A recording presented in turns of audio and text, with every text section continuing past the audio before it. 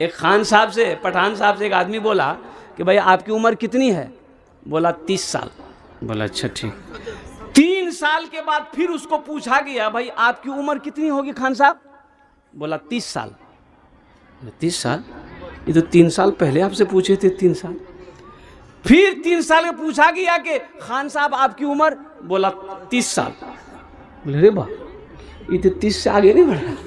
बोला खान साहब 3 बार से आपसे पूछ रहे हैं कि आपकी उम्र कितनी है, आप खाली एक ही बात बोलते हैं 30 साल 30 साल 30 साल। तो खान साहब बोला कि मैं खान हूं जो एक बार बोलता हूं फिर दोबारा नहीं बोलता हूं। 30 साल तो 30 साल। मेरे पास एक बेटा है एक बेटी है, मान गए? मेरे पास एक बेटा एक बेटी, हम गरीब आदमी हैं। हम एक ही बच्चा को पढ़ा सकते हैं, चाहे तो बेटी को पढ़ाएंगे चाहे बेटा को पढ़ाएंगे, इसके अलावा दोनों को नहीं पढ़ा सकते। तो अब जरा ईमानदारी से बताइए हमको किसको पढ़ाना चाहिए, बेटा को या बेटी को? अरे बोले वो जोर से बोलिए। हाँ बोलिए बोलिए बोलिए। बेटी को, बेटी को। दोनों को पढ़ाने की ताकत नहीं है, हम एक ही को पढ़ा सकते हैं। चाहे बेटी को पढ़ा सकते हैं चाहे बेटा को पढ़ा सकते हैं। तो बेटी को पढ़ाओ। क्यों? इसलिए कि मर्द पढ़ा फर्द पढ़ा, मर्द पढ़ा फर्द पढ़ा, एक ही आदमी पढ़ेगा। बेटी पढ़ी पूरा खानदान पढ़ा। एक बार मक्के के लोग इतनी जाहिलियत थी, औरतों का कोई मकाम नहीं था। माँ क्या है वो नहीं समझता था, बीवी क्या है कुछ नहीं, कोई मकाम नहीं। बेटी पैदा हुई दफन कर दो, बेटी नहीं। क्यों नहीं? जानते वो लोग बेटी को क्यों पसंद नहीं करते थे? बेटी मेरी पैदा होगी बड़ी होगी, शादी करनी पड़ेगी, शादी करनी पड़ेगी और दामाद कोई मेरा बनेगा, मुझे दामाद आंख दिखाएगा, नहीं मैं नहीं देखूंगा। किसी की आंख देखने वाले नहीं, इसलिए ना बेटी रहेगी ना कोई मेरा दामाद बनेगा। और कुर्बान जाओ। उस जमाने में अल्लाह के हबीब जनाब मोहम्मदुर रसूलुल्लाह सल्लल्लाहु अलैहि वसल्लम के घर में बेटी पैदा हुई, सबसे बड़ी बेटी सैयदा ज़ैनब। जानते हो मुसलमानों, नौजवानों सुनो, एक बेटी नहीं, अल्लाह के रसूल सल्लल्लाहु अलैहि वसल्लम के घर में 4 बेटी पैदा हुई। कै बेटी पैदा हुई? 4 बेटी। और मक्के की गलियां गवाह है, अल्लाह के रसूल सल्लल्लाहु अलैहि वसल्लम कभी कभी अपनी बेटी सैयदा ज़ैनब रज़ी अल्लाह ताला अन्हा को सीने से लगाकर, बच्ची सीने से लगाकर मक्के की गलियों में घुमा करते थे। ये बेटी को बताना, ये मकसद ये था। बेटी का मकाम समझो। एक नौजवान बोला कि हजरत दुआ कर दीजिए। बहुत घबराया हुआ था। हमने कहा क्या हुआ, खैरियत है? बोला खैरियत नहीं है, बीवी को डिलीवरी होने वाला है, किशनगंज लेके जा रहे हैं, दुआ कर दिए। हमने जाओ अल्लाह अच्छा करेगा, जाओ दुआ कर। बोला नहीं नहीं ये दुआ मत कीजिए, अच्छा कर देगा। बोले कौन दुआ करेगा? बोला दुआ ये कर दीजिए कि मुन्ना हो जाए। हमने कहा मुन्ना हो जाए?